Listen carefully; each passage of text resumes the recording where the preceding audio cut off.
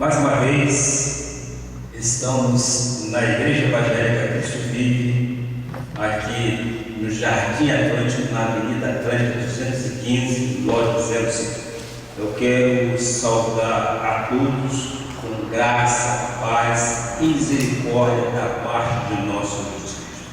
O que eu quero dizer para o meu amado internauta é que a Igreja Evangélica Cristo Vive, ela tem como fundamento básico o estudo da Palavra de Deus.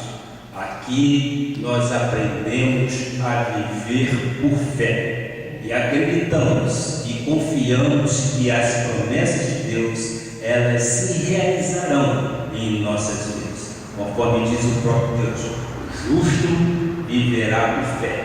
O justo não vive pelo que vê, o justo vive por fé. Este é o nosso ministério, o ministério da graça de Deus. E eu quero convidar o prezado internauta, se porventura estiver nos vendo e ouvindo, domingo que vem, dia 25 de agosto, nós completaremos 2 anos aqui em Florianópolis. Eu quero convidá-lo para estar conosco. Será muito bem-vindo à casa do Pai. E faça desta a sua morada espiritual aqui em Florianópolis. A todos vocês, meu cordial boa noite. Pois muito bem, o tema que hoje nós vamos tratar chama-se "O véu foi retirado". Este texto básico encontra-se em 2 Coríntios 13, de 12 a 16. Eu vou ler e depois vou fazer alguns comentários de cada um desses versículos. Vamos ver. Tendo, pois, tal esperança, servimos-nos de muita ousadia no falar, e não somos como Moisés, que punha véu sobre a face, para que os filhos de Israel não atentassem na determinação do que se desvanecia, mas os sentidos deles se embotaram. Pois até o dia de hoje, quando faz a leitura da Antiga Aliança, ou seja, o Velho Testamento, o mesmo véu permanece. Este véu não é aquele pano que se coloca no rosto. Nós vamos estudar isso. Não lhe sendo revelado que em Cristo é removido. Mas até hoje, quando é lido Moisés, o véu está posto sobre o coração deles. Quando, porém, algum deles se converte ao Senhor, o véu lhe é retirado. Que esta palavra abençoe os nossos corações e que ela ilumine os olhos dos nossos corações, que nos dê visibilidade total, para que eu possa transmitir aquilo que Deus quer para a igreja. Oremos ao Senhor Jesus Cristo. Senhor Jesus, aqui está a tua igreja, Pai, a tua noiva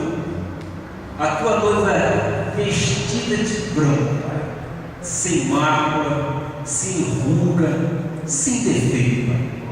Jesus, aqui nós estamos para aprender de Ti, Pai, como retirar o véu que nos fora posto por Moisés, Pai. Ó meu Pai, muito obrigado, Pai, pela graça de Deus em nossas vidas, Pai, porque a partir do momento em que o véu é retirado, tudo nos é voltado para o Pai. Aquele Pai que é amor, aquele Pai que é grandioso, aquele Pai que é rei e sacerdote entre todos, Pai. Ó meu Pai, usa-me de acordo com o teu querer. Faça com que aquilo que eu disser seja o fluir do teu Espírito, Pai, para que eu possa trazer e dar visibilidade àquilo que tu queres dizer à igreja, Pai. Pai, mostra-nos como retirar retirar o véu de Moisés, Pai. E todo o povo que ama o Senhor diga amém, amém e amém. Glória a Deus. Este assunto é um assunto que por muito tempo nós tínhamos vontade de trazer, mas ao longo do período Deus vai nos revelando que momento é esse. Eu posso dizer que este é o momento da maturidade espiritual. Então nós cremos que o véu, verdadeiramente, para aqueles que são nascidos do ressuscitado, este véu foi retirado. Então, eu creio que o nosso ministério, ele tem verdadeiramente esta função.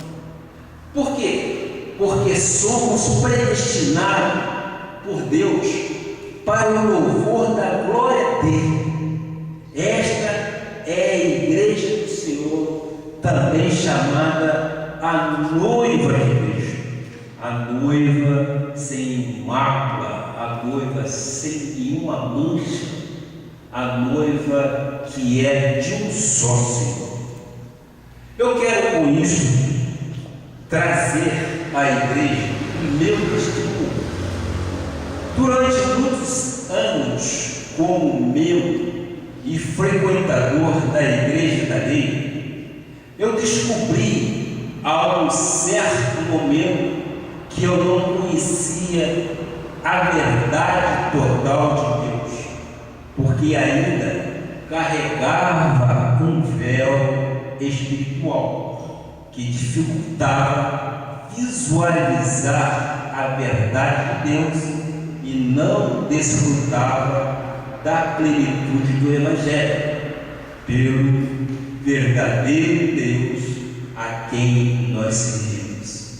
Pelo contrário, vivia sempre uma vida aquém daquilo que Deus preconizou para o seu reino. Eu perguntava: Senhor, será que é isto mesmo o cristianismo? É possível existir alguma coisa a mais? Ser cristão, pertencer ao soberano e único Deus, é isto que se está vivendo aqui ou lá fora, melhor dizendo, fora da nossa igreja? Lá fora a gente ouve dizer que eu posso perder a salvação. Você tem que fazer isso. Eu tenho que subir o monte. Eu tenho que fazer o jejum. Eu pergunto: é isso que o Senhor idealizou para ser o teu corpo vivo aqui nesta terra? Ou existe uma outra coisa? É isso também que muitos podem questionar, principalmente aqueles que não têm olhos iluminados. Muitas das vezes a doutrina da lei cega aquele que quer buscar conhecimento de Deus. Mas eu posso lhes assegurar que, no meu caso, no caso da minha esposa, em 1986, pela instrumentalidade de nosso apóstolo Miguel Ângelo, comecei a compreender os mistérios que estiveram ocultos desde os tempos eternos, e os véus que embotavam meus olhos, que encobriam meus olhos, começaram a ser retirados. Não é isso, Senhor? Foi exatamente lá no Rio de Janeiro, quando nós ouvimos pela primeira vez. Eu, como filho de pastor, conforme disse inicialmente, frequentava a igreja, mas não tinha conhecimento. Mas aprove Deus revelar ao anjo da igreja, naquela ocasião, E quando nós ouvimos tais revelações, nossos corações ou nossos véus foram totalmente retirados e nós dissemos: é isto que nós queremos para as nossas vidas. Amém? Foi exatamente isso. Então, naquele momento, Deus estava se revelando ao meu e ao coração da minha esposa. E o Senhor disse através de sua palavra: tendo esperança, servimos de muita ousadia no falar. É preciso ter muita ousadia, é preciso ter muita coragem. Ele diz assim: nós não somos como Moisés. A primeira coisa que Paulo estava dizendo, com ousadia e com intrepidez, é que nós não somos como Moisés. Nós não temos que carregar os 613 mandamentos da lei mosaica.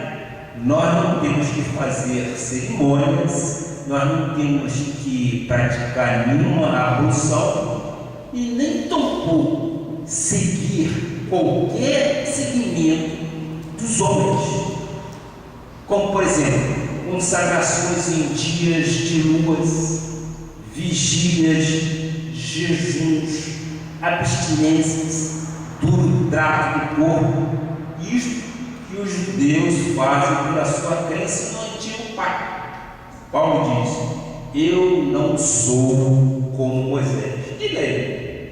Eu, pode dizer, vamos interagir. Eu não sou como Moisés. Nós somos, evidentemente, como ressuscitado o nosso Senhor Jesus Cristo. Então, foi naquele momento que eu comecei a perceber que Moisés tinha um véu, para que os filhos de Israel não atentassem, que aquela glória que se fazia o rosto dele brilhar, se desvanecia, acabava, terminava, ela virava pó. Paulo vem e diz assim: sabe qual é o problema? É que os sentidos deles se embotaram, eles não conseguem ver. E diz no versículo 24, exatamente o texto que está aí, que quando Cristo está na vida de alguém, esse véu de Moisés que embota é retirado. Aí o irmão pode me perguntar: o que é embotar? Embotar é quando, por exemplo, você acorda de manhã e você tem a visão assim, as imagens um pouco distorcidas. Isto é embotar. Você não vê claramente aquilo que está à sua frente. Então, quando se coloca o véu, você tem uma visão totalmente embotada. Agora, quero te explicar que este véu a que se refere não é aquele véu que se coloca na frente do rosto, como algumas pessoas fazem na lei. Este véu é o véu que está no espírito, que mexe com o coração. É aí que tem que estar exatamente a mudança, é aí que tem que estar exatamente a clareza. Assim, a igreja de Jesus tem vivido com os olhos embotados, não consegue ver a realidade. Era assim que eu e minha esposa vivíamos em relação às maravilhosas graças que nós não conhecíamos, porque o véu ainda não havia sido retirado. Paulo diz no versículo 15 que este véu está colocado sobre o coração. O coração a que Paulo se refere não é o músculo nosso que bombeia sangue, é o coração que ele coloca aqui, é o centro vital dos sentimentos, das emoções. Se este sentimento tem véu, se há dúvida a vida não consegue ver aquilo que Deus pensa e diz que deve ser a vida. No versículo 16 diz assim: quando, porém, em um texto básico, quando, porém, algum deles se converte ao Senhor, o véu lhe é retirado. Essa é a nossa função. Essa é a função do nosso ministério. O nosso ministério tem nos chamado a tirar véus. Nós tínhamos também um véu, conforme foi relatado aqui. Nós fazíamos o que os judeus fazem, aquela coisa de obrigar o povo a fazer vigília, a fazer jejum, a subir no monte. Em algumas igrejas, isto é exercício de uma manipulação para as pessoas ficarem presas. Conforme nós já ouvimos, não vamos citar nomes, mas nós já ouvimos igrejas falarem mais ou menos assim: venha na segunda-feira de libertação, terça-feira de vigília, quarta-feira corrente, quinta-feira do sal grosso, e por aí afora. Por quê? Porque veio o pregador e diz assim: se você não vier à reunião de segunda, terça, quarta, quinta, sexta, sábado, domingo, o inimigo pode te pegar. Isso quer dizer o quê? Que eles querem ter as pessoas exatamente presas a seus ministérios, amedrontando as pessoas. O inimigo não pega ninguém que você deixou de ir à igreja. Então, o que nós podemos dizer? Essas pessoas que seguem esses ritos ou essas abluções de segunda a domingo têm os seus sentidos totalmente encotados. E este é o problema de muitos crentes. Um véu impede que veja a verdade. No entanto, glória a Deus por isso. A graça de Deus, no versículo 13 diz: nós não somos como Moisés. Glória a Deus por isso. O que Paulo está dizendo? Nós não temos que seguir a lei. O fim da lei é Cristo. Nós não temos que seguir os sacrifícios, os jejuns, as vigílias e a pagar o preço, aquela vida devota, sacrificial. Paulo disse: nós não somos disso. Vida de escravidão, de medo e de incerteza, que infelizmente a lei coloca. E o próprio Cristo disse que o fim da lei é Cristo. Então, é o que Moisés gera dentro da igreja. No nosso ministério, você sabe que é importante, porque você é muito importante para Deus. Você foi criado, sim, ser a imagem e a semelhança de Deus. Você é uma pessoa valorosa para o nosso Jesus Cristo. Você não é simplesmente um CPF ou uma identidade. Você é um espírito com Ele. Por isso que nós, na graça de Deus, nós somos crentes alegres, nós somos crentes felizes. Por quê? Porque adoramos o ressuscitado.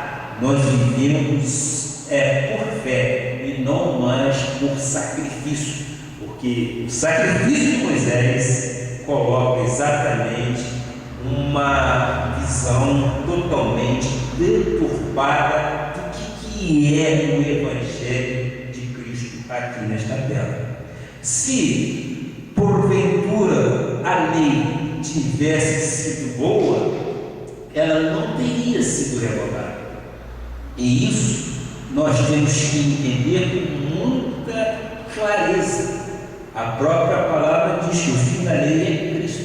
Se nós entendermos desta forma, nós passaremos a viver uma vida totalmente livre dessas abluções, livre das obrigações que muitas das vezes são impostas pelo homem, pelo pregador que está no púlpito, fazendo com que as ovelhas sejam totalmente cativas dele e não de Deus.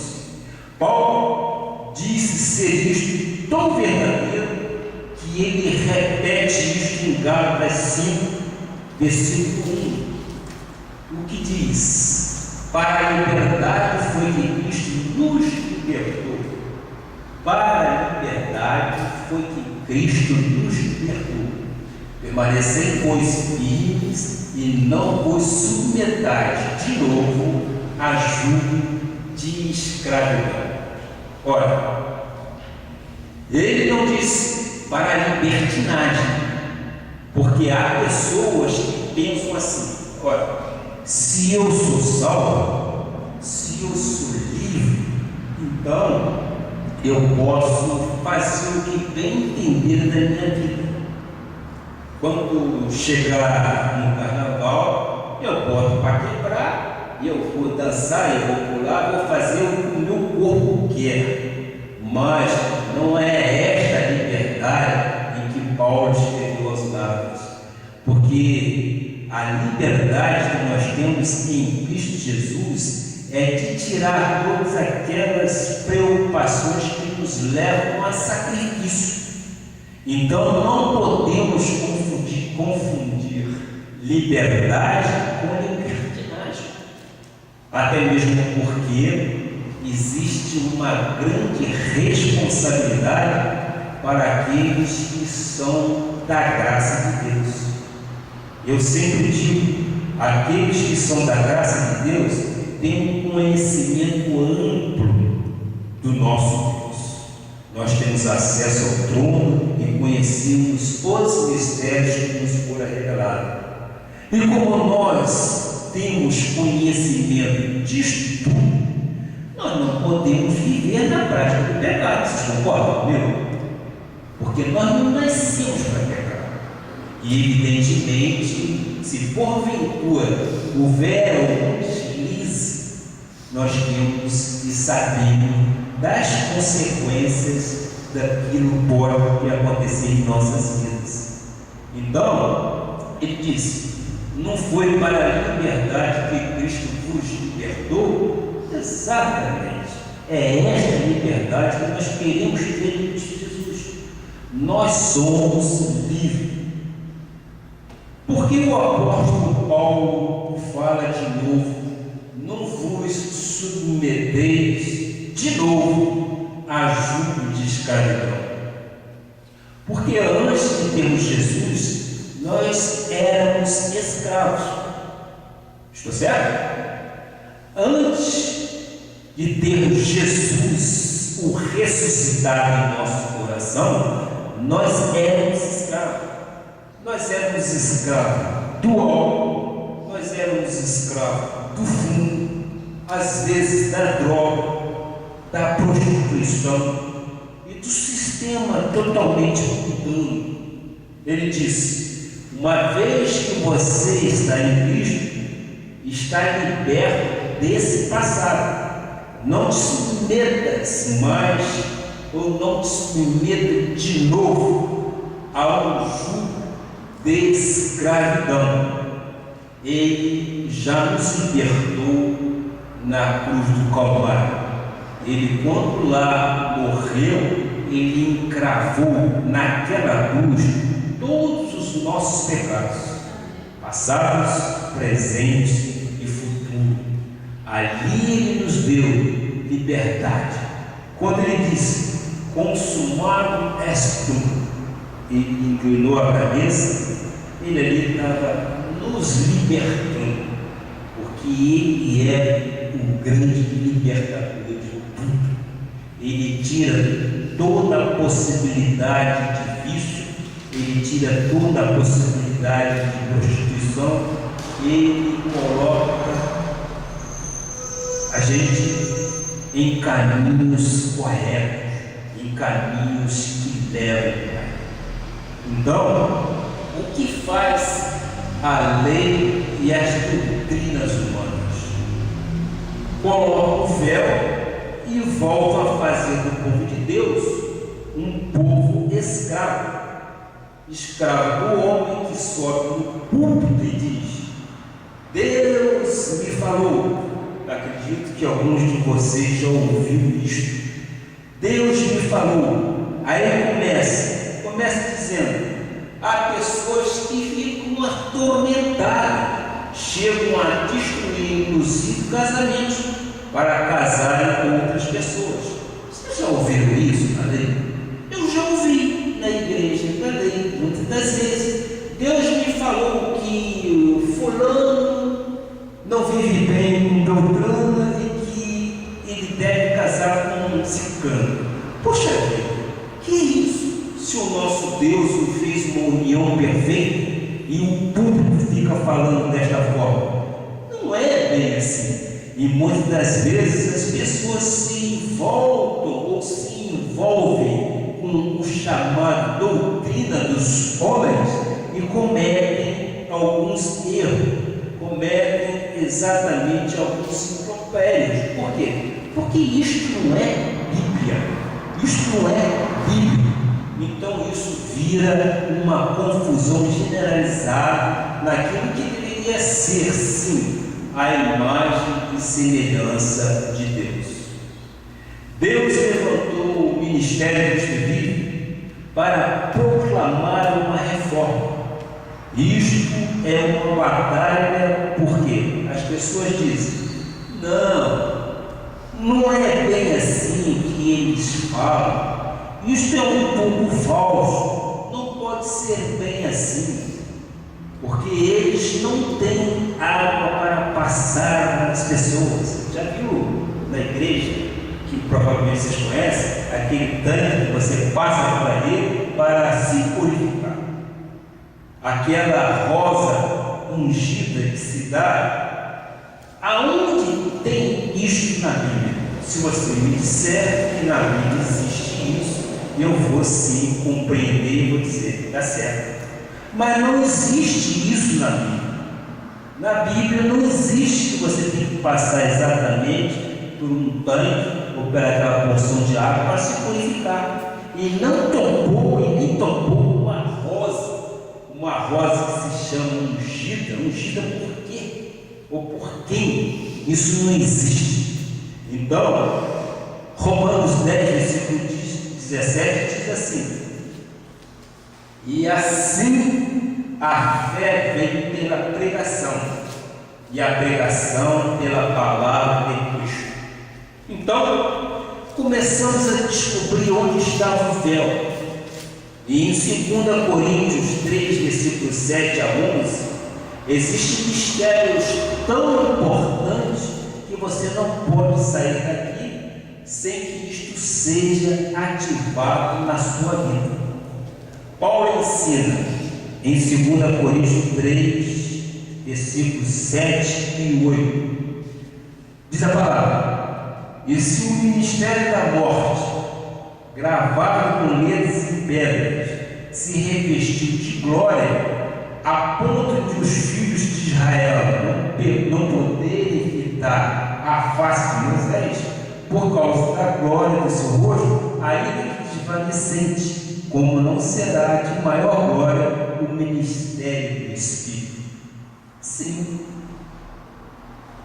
Paulo, por inspiração do Espírito Santo, chama a lei, não sou eu quem está chamando, chama a lei de ministério de morte, ministério de condenação. Às vezes, a tradição fica chocada com certas palavras versadas pelo nosso apóstolo Paulo, porque ele chama de lei de ministério de morte. Ele está dizendo que a lei é um ministério de morte. As igrejas tradicionais são ministério de morte. Não sou eu quem diz isso, é a Bíblia quem diz, através exatamente da revelação da graça de Deus.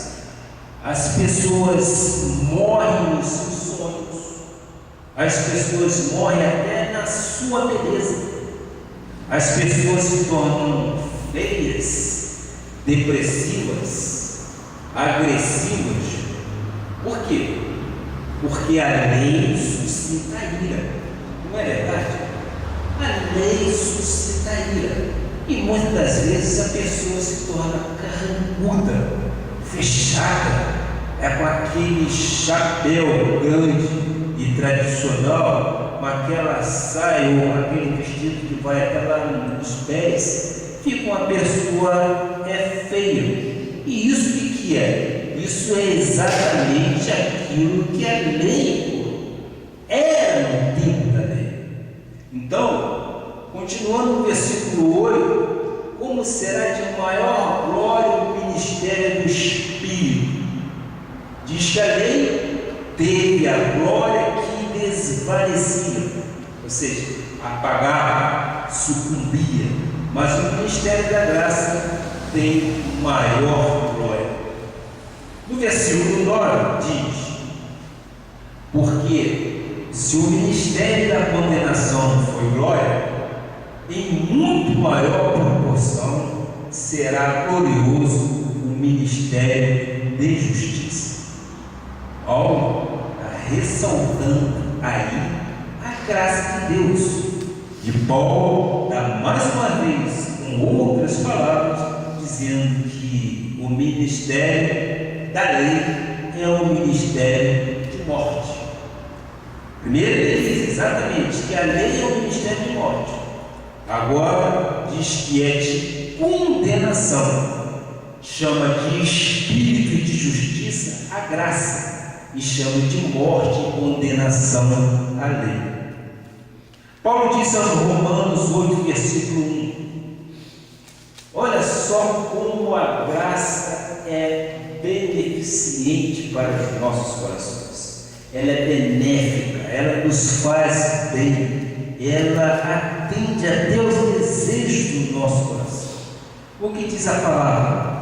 Agora, pois, já nenhuma condenação há para os que estão em Cristo Jesus. Nenhuma. Se não há nenhuma condenação, a lei, infelizmente, contradiz a graça de Deus. Ela contradiz a provisão de Jesus. A lei teve glória, sim, mas não resplandece, não tem mais brilho. O que tem de sobreexcelente glória é a graça de Deus. A graça de Deus nos deixa de uma forma risonha, nos deixa com uma face formosa, porque a graça de Deus é tudo para o crente.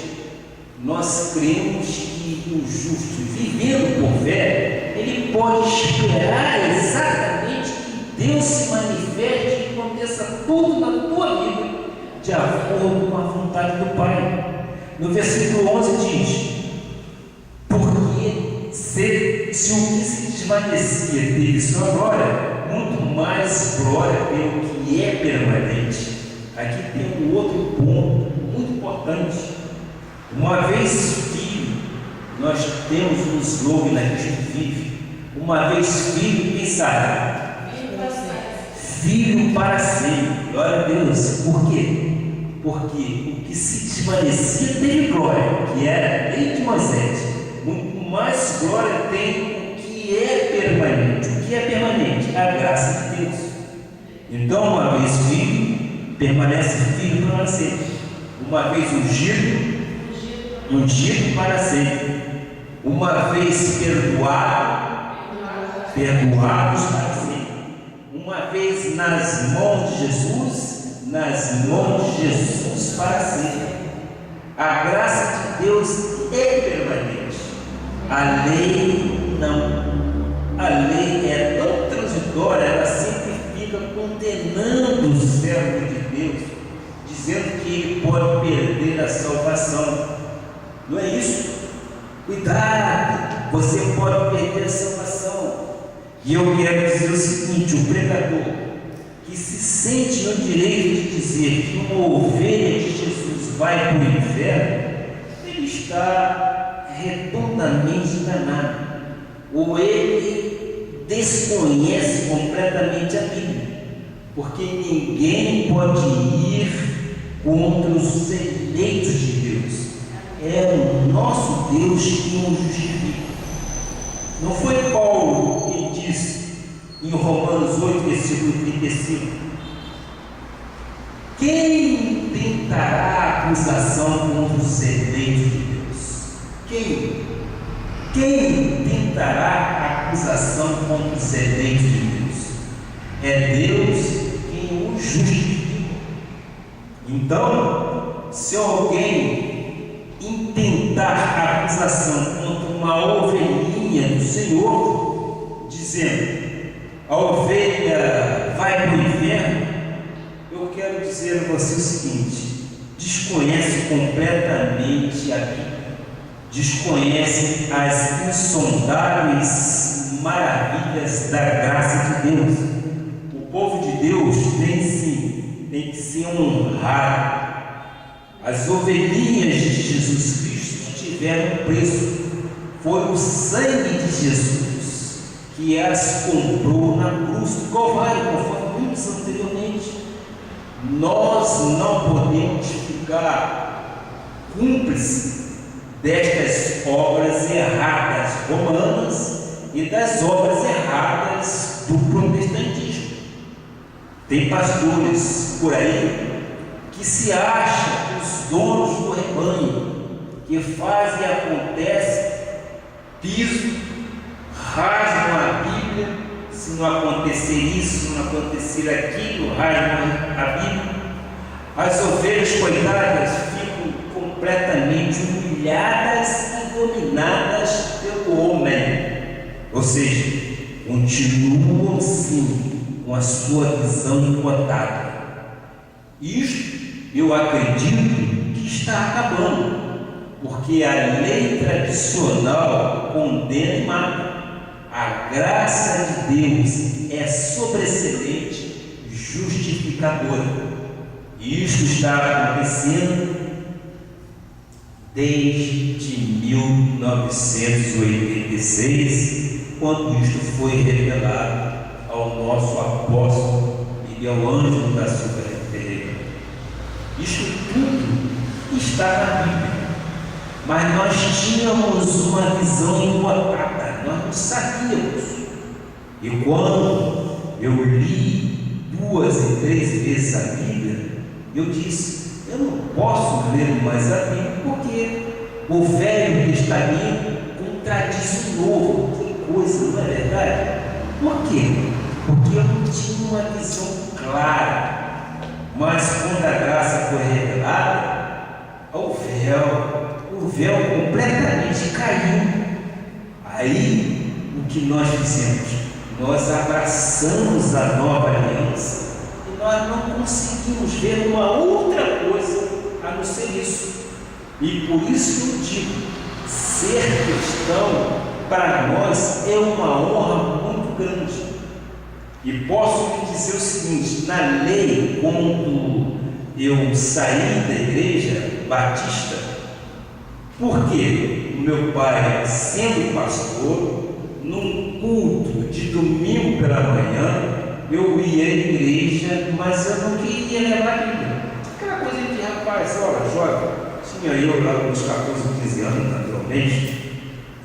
E o que aconteceu? Houve uma obrigação que você tem que levar, e aquilo redundou, inclusive, em vias de fato. Veja só o que a lei faz. A lei realmente suscita ira. Como eu tinha olhos encordados, não conseguia enxergar, eu pedi exclusão da igreja e fiquei alguns anos fora. O que precisava para a minha vida? A minha vida precisava exatamente da revelação da graça de Deus, que Deus permitiu que isto acontecesse no tempo dele, não foi o meu tempo, no tempo que ele quis que acontecesse. E quando aconteceu, eu não tive nenhuma dificuldade em dizer: é isso que eu precisava. Bastou um culto, nunca mais me afastei da graça de Deus, porque eu precisava que essa graça fosse revelada, porque eu fazia confusão. Voltando então ao texto, você pode me perguntar: pastor, mas se um pregador diz assim: olha que quem sair da igreja vai ser amaldiçoado, vai criar uma maldição e o inimigo pode te pegar. O que são este homem e esta mulher? No meu modo de entender, são feiticeiros, porque o nosso Senhor Jesus Cristo jamais vai colocar nenhum impedimento se porventura você sair da igreja, você for para um outro ministério. Não. O Deus nosso é um Deus de amor, é um Deus de paz, é um Deus longânimo e que é perdoador continuamente. Então não existe esta de fazer com que a pessoa fique amedrontada e dizendo coisas. Se você fizer isso, fizer aquilo, um ônibus vai te pegar, você vai bater com o carro na poste na primeira esquina. Quer dizer, isso para mim são feiticeiros. A feitiçaria, a bruxaria, e isso tudo são ensinos do demônio. A bênção de Abraão chegou a nós através de quem? Através dos gentios em Jesus Cristo, e recebemos pela fé o Espírito prometido de Deus. Quem são os gentios? Nós praticamente estamos aqui numa aula, nós estamos exatamente exercitando a nossa fé. Quem são os gentios? Somos nós que não temos sangue de israelitas em nossas veias. Nós somos gentios porque o Pai nos recebeu de uma forma adotada. Nós fomos adotados por Ele. Nós não somos judeus, nós não temos sangue de israelita correndo em nossa vida. Então, quando se recebe o Espírito prometido? No dia em que se crê em Jesus Cristo. Efésios 4:30 diz isso. E não entristeçais o Espírito de Deus, no qual foste selado para o dia da redenção. Portanto, a maldição já foi abolida na cruz do Calvário. Paulo já nos disse que agora em Cristo Jesus já nenhuma condenação há para os que estão nele, Cristo Jesus. Em Cristo nasceu de novo, recebeu o Espírito e acabou com a condenação. Aí eu te pergunto: alguém é capaz de destruir a obra de Cristo feita na cruz do Calvário, aquela que foi feita para a sua vida? Existe algum poder nesta terra que seja mais poderoso que o sangue do Cordeiro de Deus? De modo algum que eu conheça, sinceramente, nem a bomba atômica de Hiroshima, que destruiu toda a nação japonesa, nem a bomba atômica, porque a bomba atômica ela destrói o corpo natural, mas não pode destruir o espiritual. A lei de Moisés, com 613 mandamentos, foi totalmente revogada pelo sangue de Cristo lá na cruz do Calvário. É porque era totalmente ou foi totalmente inútil e fraco. Foi revogado. Como vamos viver uma lei se ela não faz nada perfeito? E eu já expliquei juridicamente o que acontece do crime culposo e o crime doloso. É exatamente, vamos fazer um paralelo entre a lei e a graça. O crime culposo, o que é isso? O crime culposo é exatamente quando você comete um ato e você não sabe o que está cometendo. E o crime doloso você comete com dolo, ou seja, com entendimento. E este crime, evidentemente, tem uma pena muito maior. Entre a graça e a lei, nós entendemos que o véu já nos fora retirado. Então nós conhecemos, nós temos pleno conhecimento da vontade de Deus em nossas vidas. Então nós não podemos e não devemos errar, porque se errarmos, obviamente, nós sabemos também o que poderá nos acontecer. E nós não nascemos para viver pecando. Na graça de Deus, há uma esperança superior pela qual nós chegamos a Deus. Então, não precisamos de Maria, não se precisa de um anjo para chegar a Deus, não se precisa de um homem sequer para chegar ao trono da graça. Você pode dizer: ah, Pai, querido Pai, Tu és verdadeiramente meu pastor. Você tem o acesso, você está livre para adorar o Pai. Você não precisa de um intercessor por você. Deus te ouve, o caminho está aberto, o véu se rasgou de alto a baixo e temos acesso ao trono de Deus.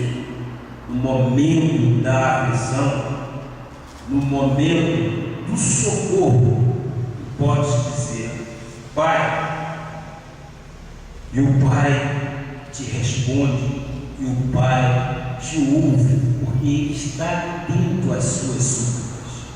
Você não precisa correr para o bispo correr para o João ou para a Maria, para correr para uma outra pessoa e esta outra pessoa interceder diante de Deus. Não, você não precisa. Você pode ir direto ao trono.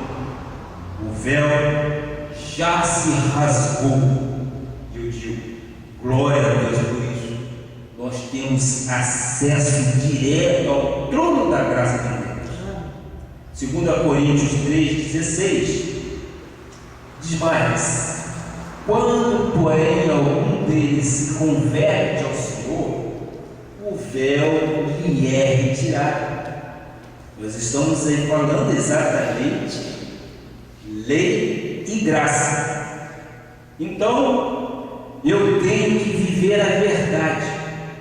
Não posso ter mais os olhos embotados, não mais ter uma glória desvanecendo.